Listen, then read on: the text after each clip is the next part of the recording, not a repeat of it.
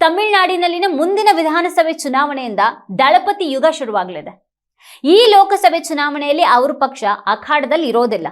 ಅಂದಹಾಗೆ ವಿಜಯ್ ಪಕ್ಷದ ಹೆಸರು ತಮಿಳಗ ವೆಟ್ರಿ ಕಳಗಂ ಅಥವಾ ಟಿವಿಕೆ ಅಂದ್ರೆ ತಮಿಳುನಾಡು ವಿಜಯ ಪಕ್ಷ.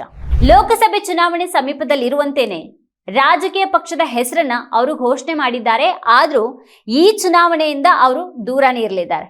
ಆದ್ರೆ ತಾನು ರಾಜಕೀಯಕ್ಕೆ ಅಧಿಕೃತವಾಗಿ ಎಂಟ್ರಿ ಕೊಟ್ಟಾಯ್ತು ಅನ್ನೋದನ್ನ ಮಾತ್ರ ಅವರು ಈ ಚುನಾವಣೆಯ ಹೊಸ್ತಿಲಲ್ಲಿಯೇ ಸ್ಪಷ್ಟವಾಗಿ ಸೂಚಿಸಿದಂತಾಗಿದೆ. ಹೊಸ ಪಕ್ಷ ಘೋಷಣೆಯ ವೇಳೆ ಅವರು ಹೇಳಿರುವಂತಹ ಎರಡು ಮುಖ್ಯವಾದ ಅಂಶಗಳು ಅಂದ್ರೆ, ಒಂದು, ಮೂಲಭೂತ ರಾಜಕೀಯ ಬದಲಾವಣೆಯನ್ನ ತರೋದಿಕ್ಕೆ ಬದ್ಧವಾಗಿರೋದಾಗಿ ಹೇಳಿರೋದು. ಎರಡನೇದಾಗಿ, ಪಾರದರ್ಶಕ, ಜಾತ್ಯತೀತ ಹಾಗೂ ಭ್ರಷ್ಟಾಚಾರ ರಹಿತ ಆಡಳಿತ ನಡೆಸುವಂತಹ ಪಣ ತೊಟ್ಟಿರೋದು.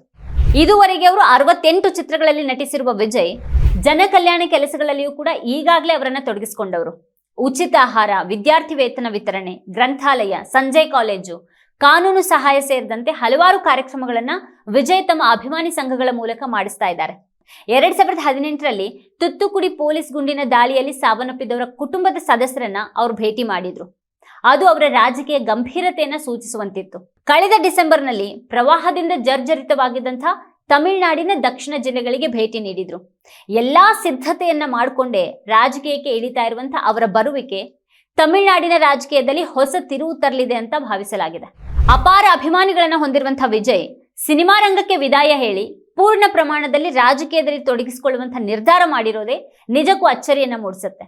ಇದು ಅತ್ಯಂತ ಧೈರ್ಯದ ನಿರ್ಧಾರ ಕೂಡ ಹೌದು.